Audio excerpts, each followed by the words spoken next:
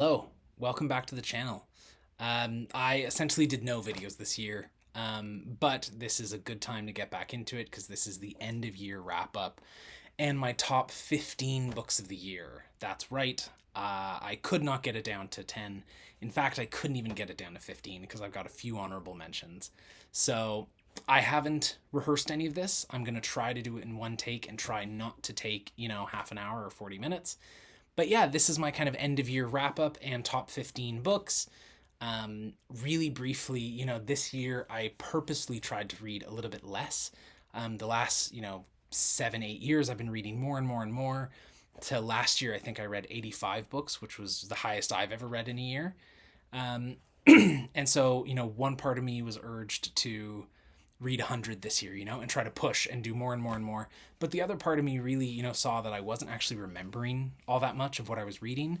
And I was kind of reading just for the sake of getting this number. And so that's not why I want to read. So this year, I set myself a lower goal. And I'm pretty happy I did. So yeah, this year, in terms of brief stats, I read 69 books. Um, 49 of those were like novels, 14 of them were graphic novels, and 6 of them were nonfiction. So today, I'm going to go through the best. Despite reading a little bit lower, I mean, that's still a lot of books, but lower than I have done in the past couple of years, I really couldn't get this down to 10. I read some excellent book this year. So yeah, I've got, excuse me, I've got 5, um, what are they called? Honorable mentions. And then I'll get into the 15. So these honorable mentions, I'm going to go really fast. And the first one, these are in no particular order, is Lost Ark Dreaming by Suyi Davies Okungbowa. This is a really cool piece of like Nigerian climate sci-fi or climate fiction. It takes place in kind of this futuristic Nigeria where the Atlantic has claimed like most of the country, and these kind of condo towers called the Hand like reach out of the sea, and it's kind of all what's left of this city. And it's this kind of power struggle in this tower society. Really cool, excellent stuff on kind of class and hierarchy.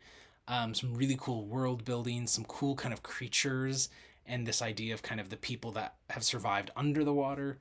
And just written so poetically and lyrically, like really beautifully written. So this was an excellent, cool, very short sci-fi Nigerian climate fiction book. Next is The Kraken Wakes by John Wyndham.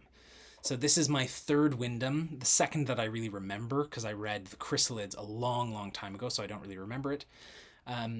But yeah, I've been really excited for this one, and it lived up to the hype. I read this just after War of the Worlds by H.G. Wells, and I think they were really kind of interesting companion pieces. This is essentially aliens invade, but kind of launch their attack from the waters, from the oceans, and it's really more about humanity's response to this than it is actually about the material reality of the invasion, and just how people kind of fail to respond adequately to this, and fail to come together and fail to react quickly enough.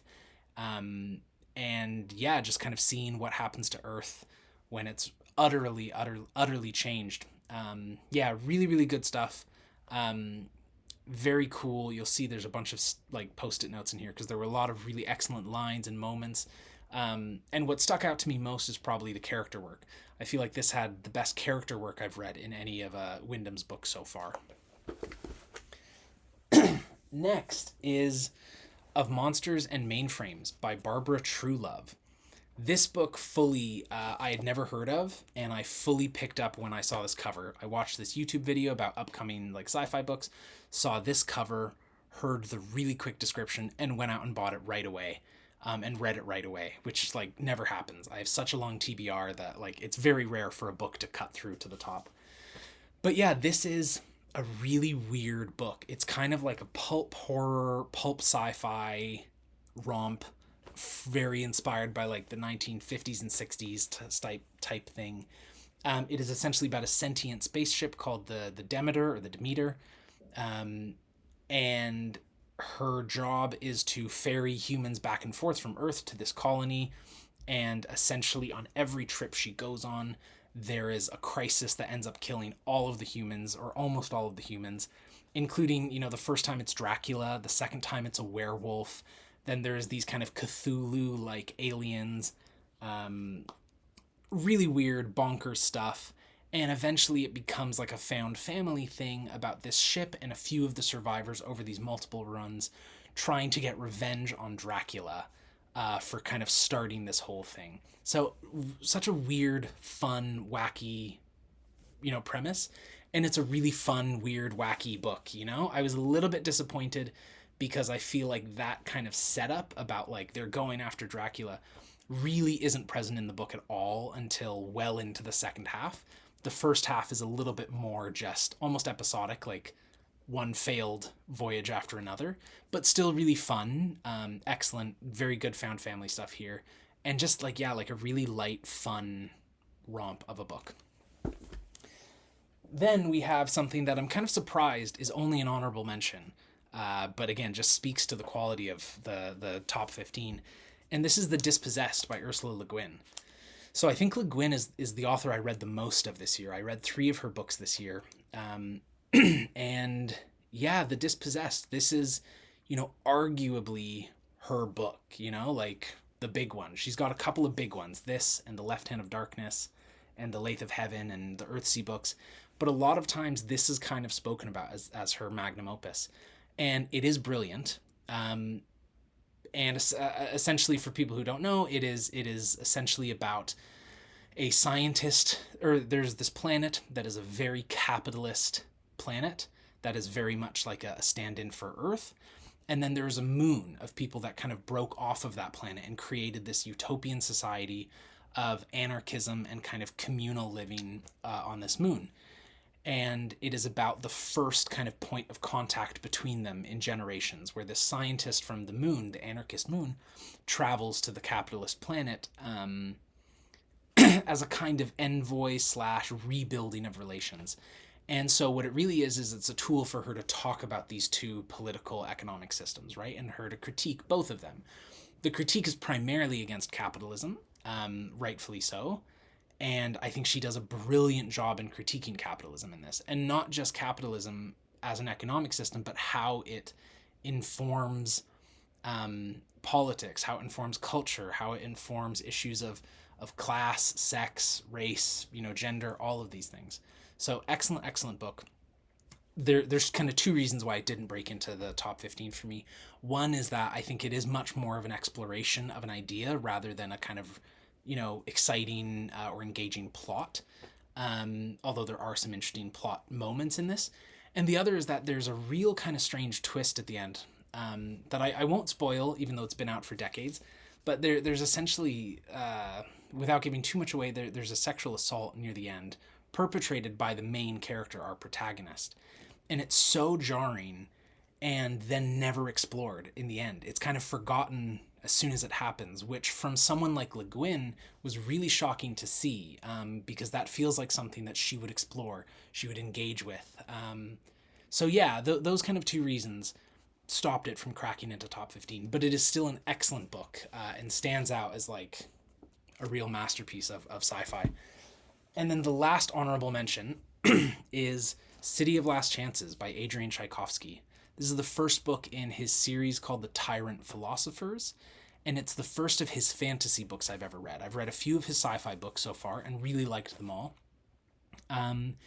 This is his fantasy book, and the best way I've heard this described is kind of Les Mis, but in a fantasy world, which is really, really true. It's this kind of, this empire is occupying and trying to colonize this city-state.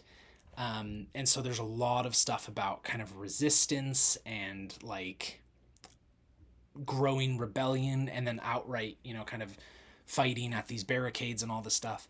But there's a really cool aspect in this book about the city has a forest within it that is kind of a portal to other places, maybe on this planet, maybe on other planets. Like no one really kind of knows how it works. And there's these creatures in this forest that kind of patrol it. And really kind of weird, grimy, almost like spooky, like dark fantasy almost. But yeah, just like the city in this is so grimy and lived in and dark and just the atmosphere of this book was excellent, and some of the fantasy was really good.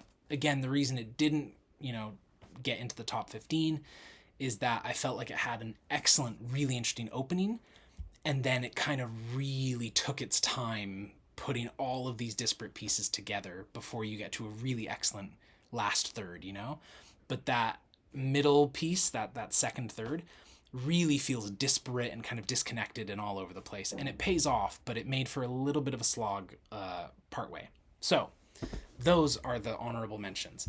And I've already been going for 10 minutes, so I'm sorry.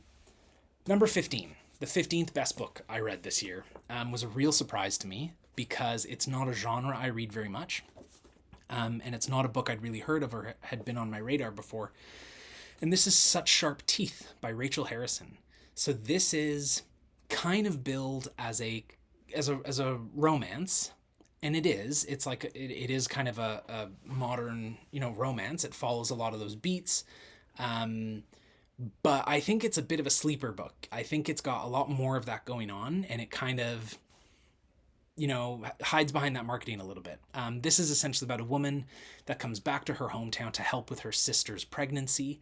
And on her first night back, she runs into this old high school fling of hers and is also attacked by a werewolf. And then the book is her becoming this werewolf and dealing with this new romance, dealing with her sister's pregnancy and her kind of estranged mother, who she's got a very difficult relationship with and is thrust back into that relationship because of this pregnancy. So there's a lot going on. And it is a romance, and it's quite a cute one. It's quite a well done one. So if you're looking just for a romance, this works for that. But there's also a lot more into this, like in this, about body horror, about kind of transformation. There's a lot of stuff about pregnancy and body horror, and how pregnancy and becoming a werewolf weirdly are kind of similar, in the sense that like she really explores how the horror of both pregnancy and this kind of transformation the main character is going through is this loss of bodily autonomy, and more this feeling of that, like, your body isn't your own. And so like it really dives into that, which is really interesting, and I wasn't expecting for something that I thought was just going to be kind of a light romance book. So really, really excellent romance book, a little bit of a horror, a little bit of just kind of a drama, with some real kind of meat and interesting, difficult stuff going on in it too. So excellent book, and I'm definitely excited to check out more of Rachel Harrison's books. They all seem kind of a similar vibe.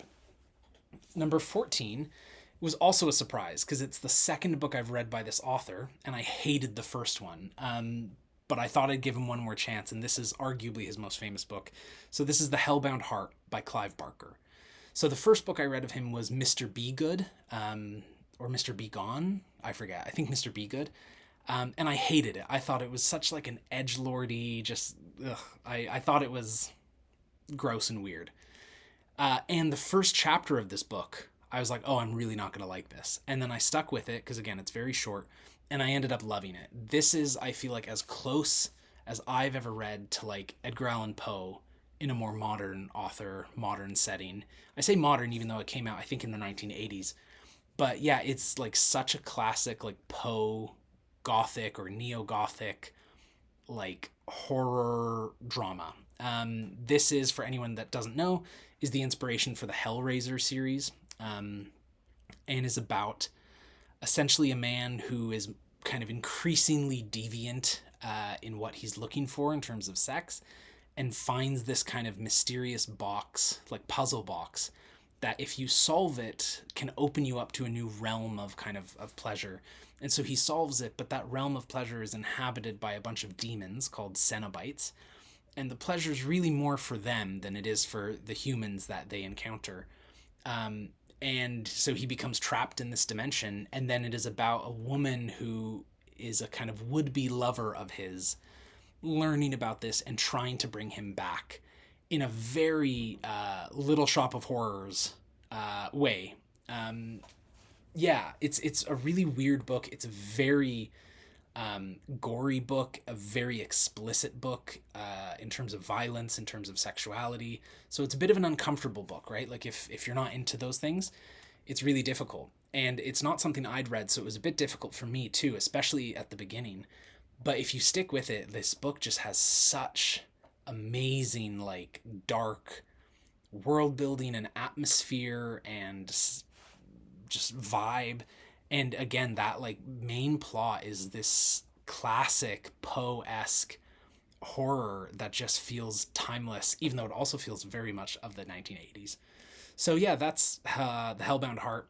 I am curious to read more by Clive Barker, but it's 50% success rate so far. So we'll see how the next one goes.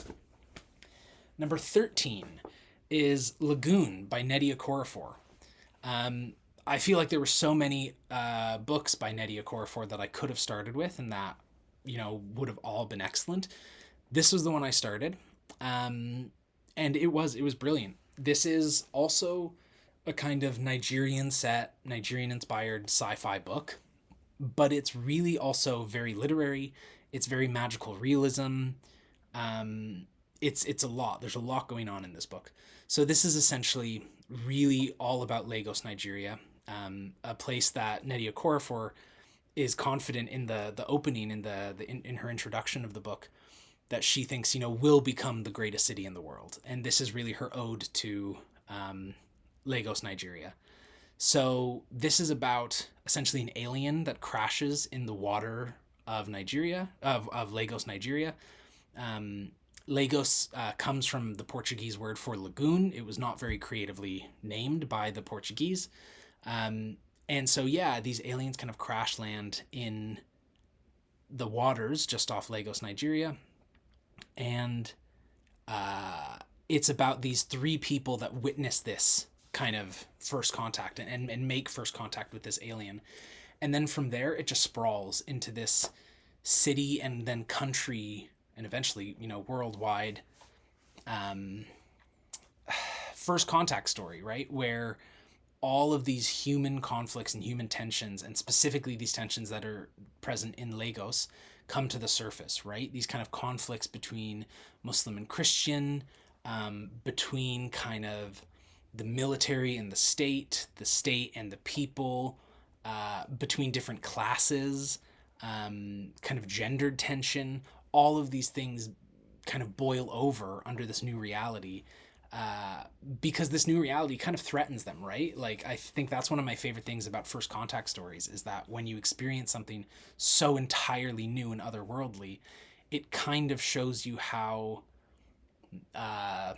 frivolous is a really dismissive word, but kind of frivolous a lot of human conflict is, and how it kind of shies away and kind of diminishes in the face of this new reality. And this book, I think, is all about that, and just showing these human conflicts as they are exacerbated and then are forced to confront this new reality with this alien entity. Very, very cool book. Can't wait to read more by Okorafor, and from what I hear, like, every one of her books is just brilliant. So this is excellent. I don't know where I am now, but the next one is Gin Patrol on the Purple Line by Deepa Anapara. This is a literary book. It's a literary fiction book that was also kind of a surprise hit for me. This year I really tried to break out of my genres a little bit. Fantasy is still by far the one I read the most, but I tried to read a little bit more widely this year in sci-fi, in horror, in literary stuff. So this is one of those, Gin Patrol on the Purple Line. This is a book about a kind of slum neighborhood in an Indian city. I can't remember if the city is ever actually named or if it's kind of an amalgamation. And it's this kind of really poor slum that is kind of literally towered over by this gated condo tower of the ultra wealthy. And in the slum, children start going missing. And it becomes clear that they're being kidnapped. And it's told from the perspective of this young boy who, just with his friends, decides, since the police aren't doing anything, we're going to start investigating. So it's these young kids, I think they're only like 9 or 10, start this kind of investigative club almost, where they start trying to find these missing kids that, are missing from their neighborhoods, their schools. And it was just such a brilliant book. It, like, because you are viewing all these events from the eyes of children, there is a supernatural, like, element in the sense that their imaginations are, grandiose, and they're kind of wondering, is this a jinn? Are jinn kind of kidnapping these children? And so there's all these kind of hints at the supernatural, these invocations of the supernatural. Um, but by the end, and without spoiling anything, it's a very brutally, real, imminent, um, non supernatural kind of reality that they're faced with. Um, and it's really brutal and quite upsetting by the end. Like, it's not an easy book to read at times, but I think a lot of that is softened a little bit by reading it through the eyes of kids who are triumphant when they understand something and are ashamed and embarrassed when they don't understand something. And there's kind of a hope to them because they don't understand the class conflicts as much yet and the kind of bureaucracy. And so there's a real optimism and hope to them as well. And I think that really helps the narrative a lot in this book. Um, and then the other thing that I loved about this book is that that class piece is not just like a setting, but it really kind of boils over into this like all out conflict, and this excellent commentary on class that is, really specific to this kind of area, this like, city in India to India, but is really very global, right? Like it's kind of talking about a reality that I think a lot of people experience. So yeah, this was excellent and definitely makes me want to read more literary stuff, more by this author. And yeah, just very, very good book, but very brutal book. Okay, next is The Saturday Night Ghost Club by Craig Davidson. This is another literary fiction and a very Canadian like lit fic book, that similarly to Gin Patrol and the Purple Line is this kind of like, it kind of dances around the supernatural, it hints to the supernatural, but ends up being very like real and mundane in that like real world way, where this book is essentially about a young boy. It's told by this boy as he's grown up, recounting his past. In the present day, he's a neurosurgeon, a brain surgeon, who's kind of just thinking and ruminating all about memory. And he is remembering his childhood of this one summer in the town of Niagara Falls. And if any of you have been to Niagara Falls, I think it's one of the most interesting, weird, bizarre places because it really is this like hyper curated facade over a really different reality. Like I think if you're on Clifton Hill, which is the main street where the falls are at the south, and there's all of the wax museums and the arcades and the hotels, and then you go one street over and it is a poor rural,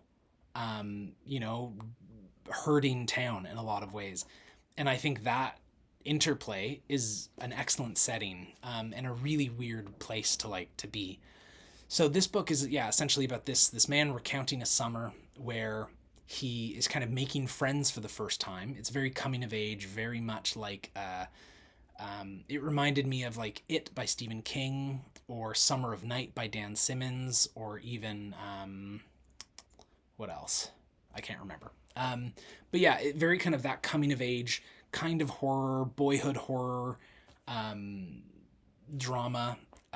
And yeah, so it's this guy recounting his coming of age this one summer where he's making these friends, and with his uncle creates something called the Saturday Night Ghost Club. And his uncle is this really eccentric man who's obsessed with the occult. He owns like kind of an occult store on Clifton Hill, like on the really kind of touristy area. And they go around the town to all of these supposedly haunted places and try to experience the hauntings, or experience something. And it's like, again, it kind of hints at this supernatural stuff, this kind of coming of age, like, tropes, but really it becomes just a very dramatic, tragic book about this uncle character, Uncle Calvin, and why he is the way he is, and what's behind all of these places that he's bringing these kids to.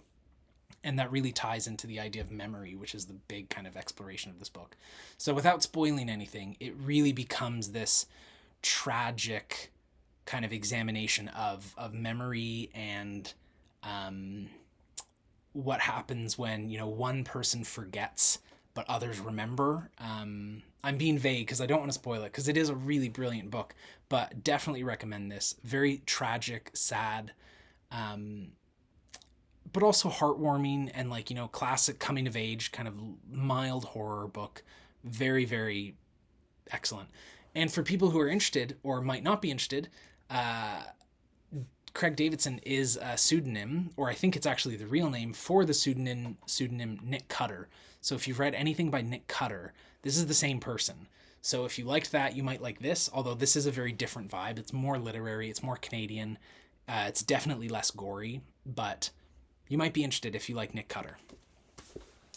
Okay, next, another literary one, and a real surprise for me was All Quiet on the Western Front by Eric Maria Remarque. This is a very famous, classic, beloved, war novel, anti-war novel from a German author writing about his own kind of experiences in World War One. This is arguably kind of the definitive World War One book. And yeah, this was like never really on my radar. It was something I always knew about, never really had much interest in. And then I decided to read it because I was reading a nonfiction book a lot about kind of World War One, and it talked a lot about this book, and it interested me enough, and I picked it up, and I'm so glad I did. It's a very short book. It's very kind of accessible, although it's also like it's a difficult book to read because of how brutal and frank and blunt it is about the realities of war. But yeah, this essentially follows a man and kind of a cohort of young men who come up through German academies and schools, where the people at home, their professors, the elites, are all talking about how proud they should be to go fight, how it's so manly of them, how it's so patriotic, how it's their duty, how it's beautiful, how it's glorious, right? And then they go to the front lines, and it's horrifying. There's no honor there, there's no glory there, there's no pride there. It's just horror and fear and brutal tragedy every single day.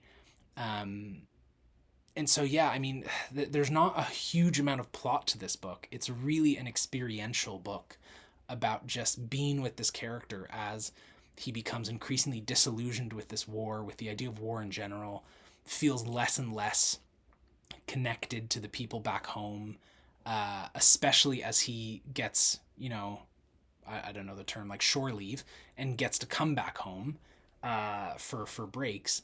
Just feels alienated from the world. Just excellent book. Super poetically written, beautifully written. Really, I don't know. It's hard to talk about because it is about such a difficult subject, but it's kind of enchanting in its language, even while it is, telling you some of the most horrific stuff. So yeah, brilliant book that I'm really glad I picked up, even though it is kind of difficult to recommend to everyone if you're not into that type of book or up to reading kind of certain descriptions of war and violence. Next is The Burning God by R.F. Kuang. This is the final book in the Poppy War trilogy, which is R.F. Kuang's kind of first series, first kind of writing project.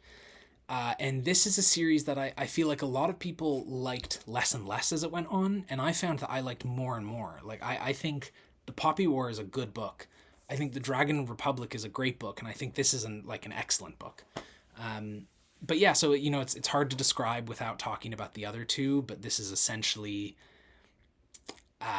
Rin, the main character. She's been through all of these atrocities, but she's kind of become more and more powerful. She's also become kind of more and more disconnected from emotion, from her fellow humans, and is really just overcome by rage as she is kind of thrust more and more into this leadership position of this civil war, situation. But this is just such an excellent series. For those of you who don't know, it's the whole series is very, very closely inspired by real Chinese history, 20th century Chinese history. The first book is essentially the Second Sino-Japanese War. The second book is kind of the end of that invasion slash war and the kind of start of the civil war in China that happens after. And this is kind of the end of that civil war, end of that invasion, and kind of a rise of like a Maoist figure and kind of leading to what happens after war, what happens after decolonization, things like that. Excellent book. I mean, R.F. Kuang, I think, is the queen of anti-colonial, historically based academic fantasy, right? Like, it's really academic. There's a lot of theory in this book, but it's woven so perfectly into plot and into character that it's just amazing. But similar to the other books in this series, this is a brutal book. This is so violent and bleak at times. This arguably, I mean, the first book, around the halfway point especially, gets ridiculously violent, but based on very real events. And it's very clear she's talking about real events. And this is no different, but like, you know, from the first few chapters, this sets the tone of how violent and bleak the book gets. So it's a difficult read, but I thought it was an excellent ending to the trilogy. I think Rin is one of those characters where people have a lot of anger towards her and have little to no sympathy for her. And I think it's always a bit of a litmus test to how you view traumatized characters in literature. I'm not saying you can't have your own opinion and dislike her. She's obviously a very difficult protagonist to like. But, you know, I don't think the point of a protagonist is always to be liked, but to be understood. And I found I understood her very well by the end of this book, as she's just overcome and consumed by rage and trauma. So excellent book. Excellent end to the series. Brutal, though. I feel like that's kind of a through line of a lot of these books this year. Okay, this is, I think, number 8. The 8th best book. This is another surprise because I was not very fond of the earlier books in the series. This is The Shadow Rising by Robert Jordan. This is the 4th book in the Wheel of Time, and I read the first 2 Wheel of Time books. Well, I read the first one, and I thought it was okay. I read the second one, and I thought it was actually really boring and not very interesting, and I said, I'll give it one more shot. And I read the third one, which is the Dragon Reborn, and I thought, this is pretty good. You know, it's getting better. It's picking up, although I still didn't love it. I loved parts of it, but I was like, okay, you've got me enough that I'll read one more, and I kept hearing that The Shadow Rising is a really, really excellent book, so I was like, this will be it. This will be my last shot, and I'm so glad I stuck with it, because this was just excellent fantasy. It's a big book. All of them kind of are, although this is, I think, the biggest one so far. And yeah, hard to speak about, you know, the plot because it's the 4th book, but I feel like all of the characters really start to develop more and more in this book. The plot is so much more interesting and exciting and starts really explosively, like from the first couple of chapters all the way through to the end. This is like just action and development and really intriguing stuff. But I think this really cements for me that what's his name? Perrin is the most interesting character, right? I mean, Moraine is excellent, and Perrin is really where I think the character development is. And in this book, he shines. His plot thread takes up a huge part of this book, and in my opinion, is the most interesting part of the book. And yeah, just his character and the whole stuff with the wolves and the kind of battle back home. I forget the name of the village that they're all from. But that is just such a cool, excellent part of this series, this book. And it finally made me excited to read the next one. You know, that's definitely a priority for early 2026 is to read book 5, book 6, kind of pick up speed a little bit with this, because this was just excellent fantasy. Okay, number, I guess, 7, I think, is Clara in the Sun by Kazuo Ishiguro. This is a very literary sci-fi book. By Kazuo Ishiguro, who's kind of a master of literary fiction and kind of famous for some really soft sci-fi, soft kind of dystopia, probably most famous for Never Let Me Go, which I've seen the movie, but I haven't read. Similarly with The Remains of the Day, which is kind of a historical drama of his. I've seen the movie but didn't read the book yet. But yeah, this is a sci-fi book, essentially about this near future where there are these like really autonomous, complex robots that are like sentient, although kind of some more than others. Um, and yeah, these robots are called artificial friends, and kind of wealthy families will buy them, and they will kind of be an additional parent and like friend for children. And it is about this one AF artificial friend, Clara, who is bought and becomes the friend for a young sick girl. And it's told entirely from Clara's perspective. And so we see her kind of gaining more sentience, more awareness of this world. And it's what's excellent about it is that something terrible has clearly happened in this world. There's some kind of like McCarthyist witch hunt that has just happened. And now a lot of leftists, socialists, communists are all kind of living in almost exile in these kind of communities. They're intensely policed. And something happened with children where a lot of children, especially wealthy children, are being surgically kind of uplifted. And poorer children, poorer families can't afford to do this. And so there's kind of a more and more class difference and an intelligence difference, which is really kind of strange to read. And quite poignant and sad as the main girl has been artificially uplifted, or like surgically uplifted, even though that's what's making her sick, because it's not really working very well. And her best friend is a boy who's not wealthy enough to do this surgery. And so, yeah, you just get this really poignant, sad, at times really tragic exploration of, you know, Clara, this robot, becoming more human as she cares for and starts to love this young girl. And Clara trying to understand how she can help get this girl better and heal her. And yeah, it's just, I don't know. I feel like it's hard to describe because it's really quite relationship based. There's not too much plot, but it's just the relationships in this are so beautiful. The world building is so subtle and in the background, but like really powerful and impactful. And Clara is like, I feel like it's such a cliche to talk about like a book about a robot, you know, is really about becoming human. But this is very much what that book is about. Like it is about this robot who increasingly thinks she understands emotions only to realize something new that she's not understood before. And through love and grief, like really starts to actually understand what it is to be human. So excellent book, beautifully written. Cannot wait to read more Ishiguro.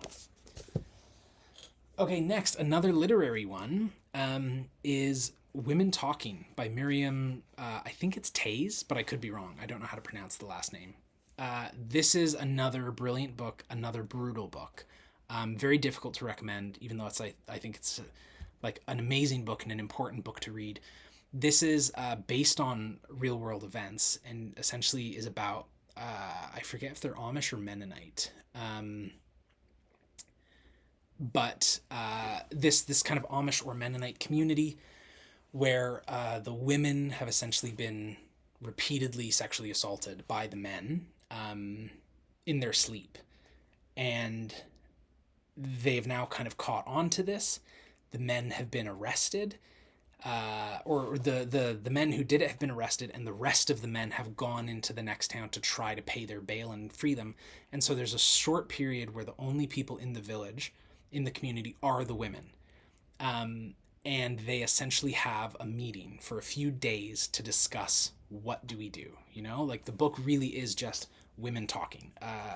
The structure of the book is one of the only men left in town, and he's the narrator, is asked to be the minute taker because none of the women can read or write because it's, again, like an Amish community.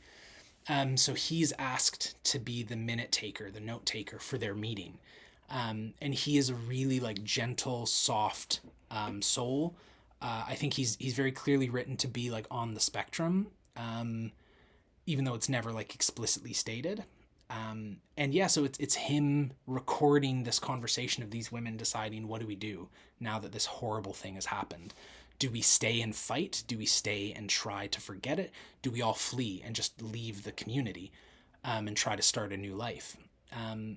So brutal subject matter. And the book does this really like amazing thing where it kind of lulls you into almost forgetting about what they're all there talking about, because all of these like relationship dynamics are coming up that are sometimes really quite funny in such a dark book. It's weird, but like some of these relationship dynamics, there's inside jokes that have gone for years, and there's these kids misbehaving, and there's a really soft like love story developing between the narrator and one of the women. And then the author will just hit you again in these conversations where they'll kind of go on these long tangents about something else. They'll then like really remind you just about how awful what they're talking about really is and why they're there.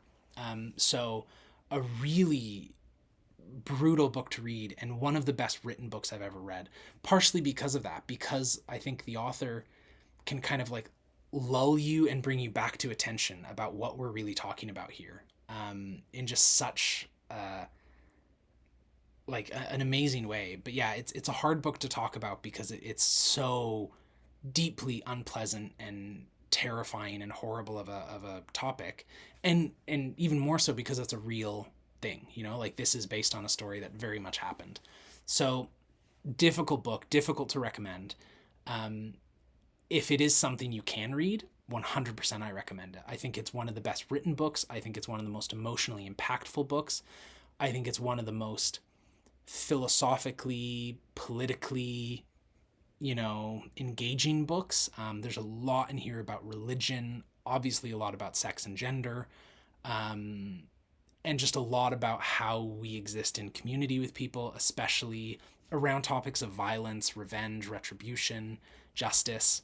So there's so much in this book to explore and to like really feel, but not for the faint of heart, but very important. Okay, top five.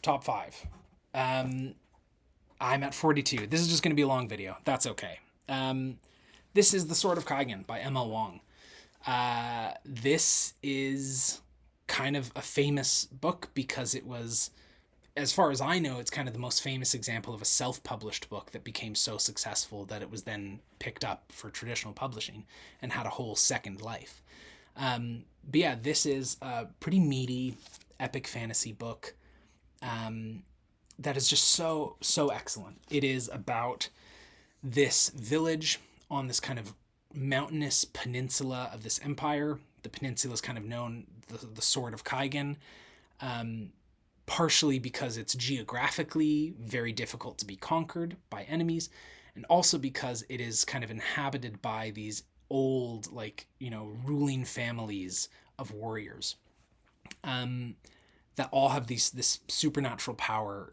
It's very much kind of Avatar: The Last Airbender inspired, where everyone here in this area can kind of summon water and ice as weapons. They can control water molecules, so they can move snow and ice. They can create, blades of ice and all this stuff. So very cool visual magic system that plays into like just some excellent action and kind of combat and all that stuff. But what this book is really about is a mother and son, and like this tragedy of, this mother who kind of gave up a life to have this son and is forced to kind of reclaim that life, and the empowerment that brings her, but also the kind of difficulties it brings her, right? So essentially in this village, they are a very old-fashioned traditional village. And there's some weird world building that you wouldn't expect in like an epic fantasy. There's TV and there's cell phones and there's video games, but that's all kind of in the imperial core. And this kind of, province has kind of purposefully been kept out of that a little bit to retain this kind of traditionalism, and this kind of warrior ethos. So the gender rules are very much more old-fashioned in this region of the world. And so the book really follows two protagonists. One is this boy who is kind of coming of age. He's 15, I think, and he's of this like, ruling warrior family, and he has a lot to prove, a lot to live up to, and this invasion finally starts, and he now will have to kind of prove himself in this battle. And then the other main character, and really the true main character, is his mother, who was an excellent warrior in a past life, was a vigilante in a past life, and kind of gave it all up to marry into this family to kind of satisfy her family. And in doing so became what this village views, a woman should be, right? So she put down her weapons. She hasn't fought. She's not allowed to fight. She's not allowed to rule. She is like very much a wife and a mother.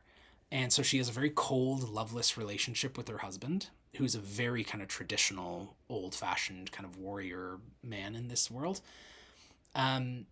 And essentially this invasion and what it does to the family completely changes the family dynamic and forces her to pick up her weapons again and not only protect her family, but have her family reckon with this life that she abandoned, have her deal with this guilt about the life she gave up. Just really like such deep and like nuanced exploration of this woman's life, her choices, the kind of world that she was born into, this world that she married into. And yeah, I mean, some of the most beautiful parts of this book are about her seeing her son as a person for the first time, really, as he's growing up and is becoming more independent, and him seeing her as a person for the first time, instead of just his mother in this traditional society, right? And what this does to them and brings them closer and kind of breaks down both of their worlds a little bit, and tears down some of these illusions of their world a little bit. So excellent book. Structured really interestingly. Essentially almost halfway there is a fight, there is a battle, and that battle lasts a huge chunk of this book. That battle is multiple chapters long, and then everything after that is emotional fallout, right? The second half of this book is emotional fallout and development based on what happens in that middle point, which is very climactic. So the second half of the book, there are still climaxes and there are still amazing, interesting things going on, but they're much more about emotional development, about character, and kind of like relationship, like relational kind of climaxes instead of like big action kind of set pieces. So an interesting structure, but just one that I feel like I've never really seen motherhood explored in a fantasy book like this. I've never seen just these ideas of like, the life you sacrifice, the life you choose, and the kind of grief of all that done so well in this book. I think this is one of those books for people who like think, oh, fantasy isn't like real literature. This is one of those books that I think gives you all of the thrill and excitement and entertainment of fantasy, while also giving you some of the most nuanced, amazing character work, I've ever read. So excellent. Next, number 4, is The Word for World is Forest by Ursula K. Le Guin. So, as I said, I read 3 books by her. One was a short story collection, so it didn't make it into this list, even though there was some excellent stuff in it. The other was The Dispossessed, which was an honorable mention. This, though, was absolutely brilliant. The 4th best book I read this year. This is a very short book, kind of slightly bigger than a novella. And this is, I feel like, less spoken about than The Left Hand of Darkness or The Dispossessed or The Lathe of Heaven. But I thought this was just absolutely brilliant. This is about a planet that is essentially a forest. Like it's islands of really dense forest. And it is inhabited by these humanoid creatures that have this really interesting ability to dream consciously and kind of communicate through dreams. And their whole kind of ethos is that they are non-violent. They don't even understand violence as a concept. Like, it's literally just not a thing in their society. And humans come to colonize this planet for lumber, essentially.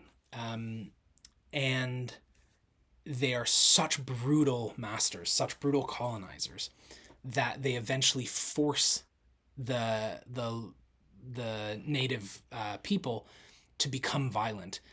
And the book is then kind of about the actual kind of resistance and the revolution against human colonization, but more kind of thematically importantly, it's about what the introduction of violence, even if it's for a good cause, even if it's anti-colonial, what it does to the culture and the kind of psychology of the local inhabitants. Brilliant, brilliant book. And I think what I loved most about this is that it shows that colonization is a comprehensive, total system. It is not just about land or resources. It is also intrinsically about class. It is about gender. It is about imposing hierarchy, right? I mean, the opening of this book is really kind of unpleasant because it's about human women being shipped to the colony for the kind of male colonizers. Um, and like that is deeply unpleasant and violent and difficult. But it plays into like what she's exploring in this book about how like that is colonialism as well, right? Like colonialism is this comprehensive system that imposes hierarchies, imposes false masters in every section of life, right? Along gender lines, along race lines, along class lines, along geographical lines, along, species lines in this kind of sci-fi setting.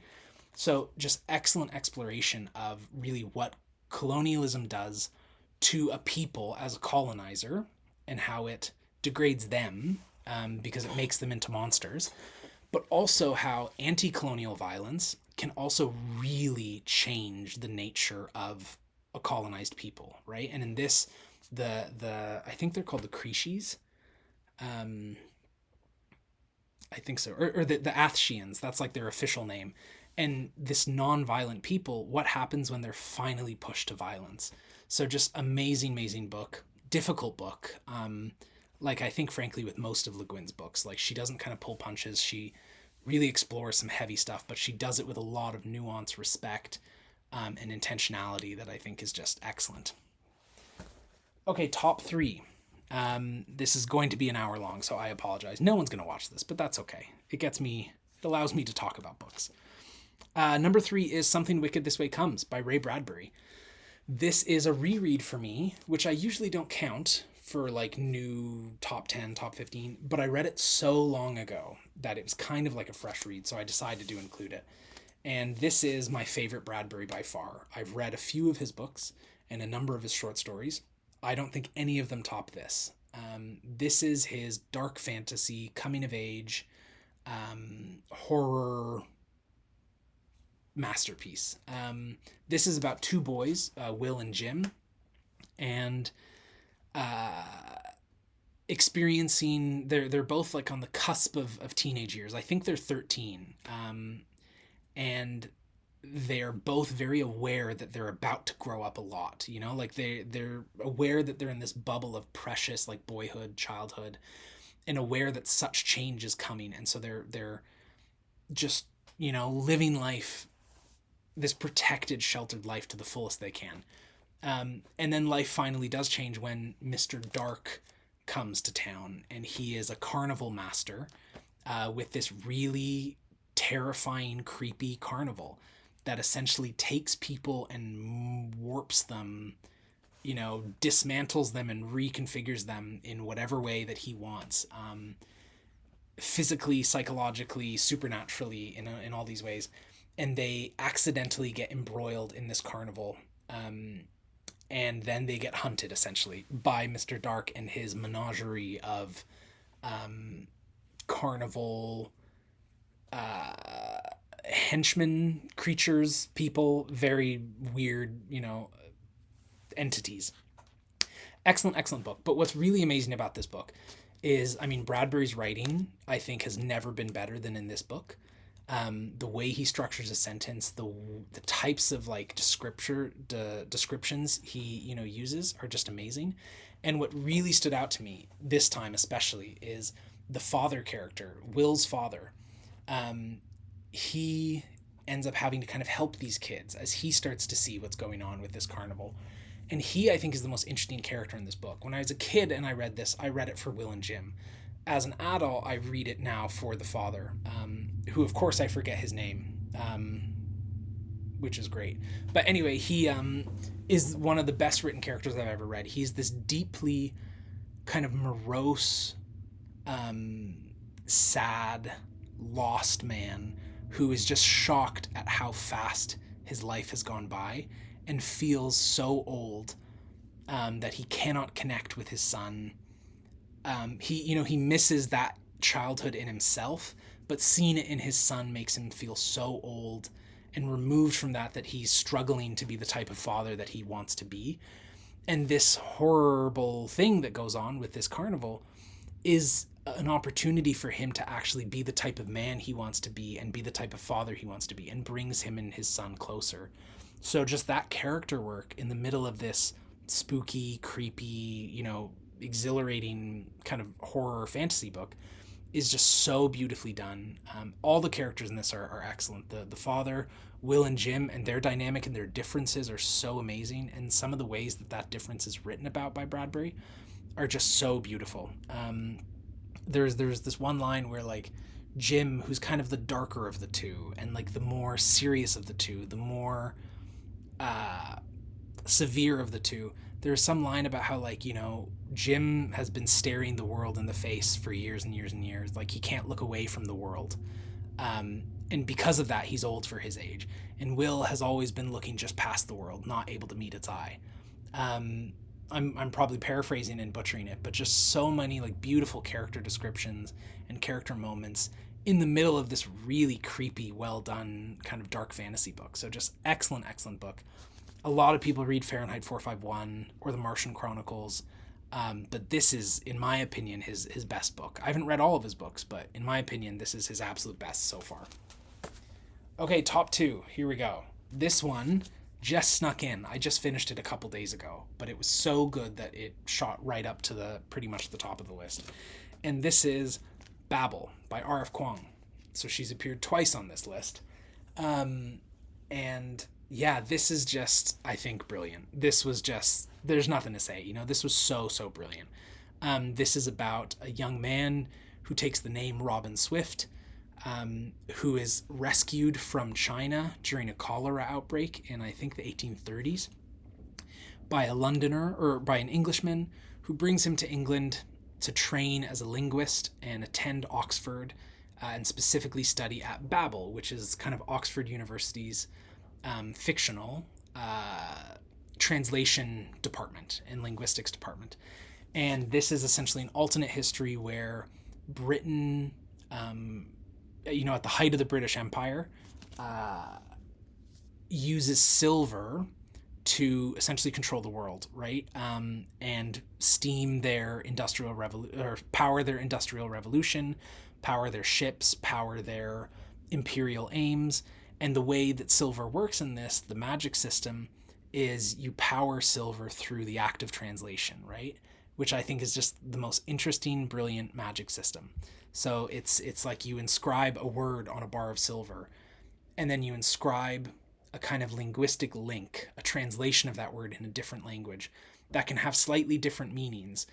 And when you speak these words, kind of what gets lost in translation ends up powering this bar to do something, special. So just such an interesting, brilliant magic system.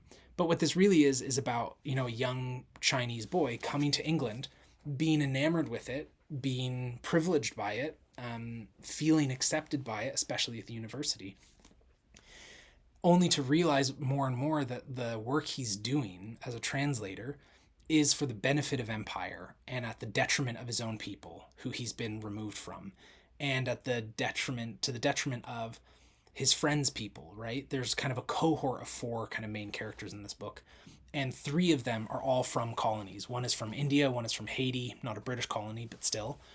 All of them are experiencing colonization in some sense, and it becomes this history of how they all get caught up in this revolution against empire. And just, it's so brilliant. I'm babbling about it, haha, because it's kind of fresh in the mind, and I haven't thought too thoroughly about it yet, but just brilliant book. Super academic, which is what I actually love about R.F. Kuang, right? Like, there's so many footnotes in this book. There's so much actually about linguistic theory and etymology in this book. There are so many historical asides and really well researched kind of like inclusions in this book. And I just think I've never seen ideas of colonialism and decolonization and linguistics and empire and how language and empire always go together. And non-physical as well as physical resource extraction for colonialism, how all of these ideas are explored so academically well and nuanced and thorough, but are also tied so like deeply to the plot, to the magic, to the characters. I've just never seen that, done so well here. It really just makes for a unique reading experience where you kind of feel like you're reading a 19th century modernist epic, right? It makes you feel like you're reading Dickens. But it's just, it's kind of, I think this is it, in terms of anti-colonial fantasy, in terms of academic fantasy, in terms of, imperialism and all of this stuff.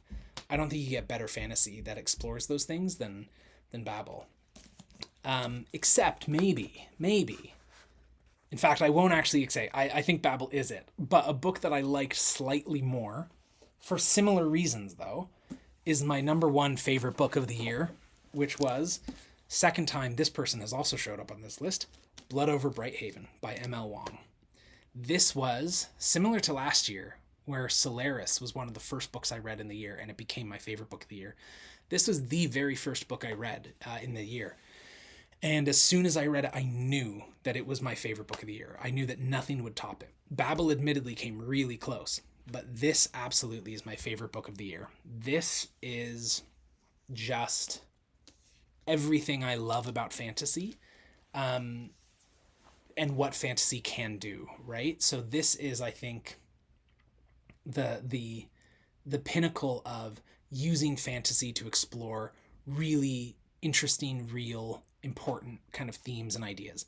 So this book is, it's been a long time, so I forget all the characters' names, but this book is about a young woman who becomes the first sorcerer, first like woman sorcerer allowed into this academy. So it's a very academic like fantasy. It's an academic setting where she gets into this academic setting, and is studying the kind of magic system of this world, which is a really hard magic system. Like, it's a really detailed magic system, where it's all about kind of creating spells. But to do that, you have to like tap energy from this hidden realm. And so a lot of the magic is about mapping this hidden realm. And she is an expert at that. And so she gets into this and has to deal with a lot of things like sexism and class issues and all this stuff, because she doesn't fit in with this kind of, very classist, sexist, old-fashioned academic setting. But on the outskirts of the city that she's living in, is this land lived in by indigenous people who, many of them came into the city, and now live really as second-class citizens and deal with apartheid, deal with, racism, deal with violence, deal with all of this stuff, deal with a lot of poverty. And she kind of befriends one of these indigenous people who ends up working as a janitor at her university. And their relationship, and what she starts to learn about the type of magic that fuels their entire city, similar to Babel and how silver working in that book is really tied to empire and colonialism. She starts to learn, and I won't spoil it, but she learns exactly what the magic system is and how it fuels the city and what that energy she's tapping is. And it is explicitly tied to colonialism, to imperialism, to racism, all that stuff. And I've never seen, again, this and Babel, they could maybe be tied, but I think this just pulls out slightly ahead. I've never seen a fantasy book that talks about, that shows the kind of the colonialism based on the physical bodies and labor of an indigenous people as well as this, right? And then what I love about this, and I am being vague because I don't want to spoil it because it's a semi-new book. It just came out a year ago, I think, is it is not like a simple, easy solution, right? Like the main character learns about what's going on with these indigenous people. She learns about the horrors of colonialism, and she does try to help. But she can only do so much, right? As a non-indigenous person, right? As part of this colonial state, as this colonial entity. And so what I love is that she does what she feels she has to, which kind of turns her into a terrorist in the eyes of her state. Doesn't necessarily turn her into a hero in the eyes of the colonized. Doesn't necessarily solve any problems, but it is her emotional reaction. It's just, it's so hard to describe. But what I love is that it lets it be complicated and messy, right? Like it doesn't make her into a hero or a white savior. It doesn't make her into that. It allows it to be a really messy, non-finished ending, right? Like the ending really is the start of a whole new world type thing, Like it doesn't give you nice, clean answers. It allows all of these characters to be messy. It allows the inconsistencies at the heart of colonialism to go unresolved, even though they're thoroughly exposed. So this book is just, again, an academic fantasy that I just think explores these ideas of colonialism, of labor, of extraction, of physical bodies, of the impact of colonialism on physical bodies, just better than I've ever read it. So excellent, excellent book. Amazing magic system that, again, plays so it's not an interesting magic system and an interesting plot. The magic system is the plot, and it's just done so well with such vivid, amazing characters that are allowed to be realistic and messy and brutal in a way that feels, nuanced and realistic. This is not a clean, nice, neat look at like colonialism. This is a really messy, nuanced look at it. So just brilliant. And there you go. I've spoken for over an hour, but those are my top 15 books of 2025. Excellent reading year. I read less, but I think I read better, and I remembered more, and I engaged more, which is definitely what I want to do moving forward. And I want to look out for more like this, some more literary stuff, some stuff that really engages with themes that I'm really interested in. So yeah, that was my year. Very happy with it. Excited to read more in 2026. Yeah, let me know if you've read any of these books, if you have any recommendations, or if I'm just talking to myself, then that's okay. I get to talk about books. Thank you so much, and I will be back soon.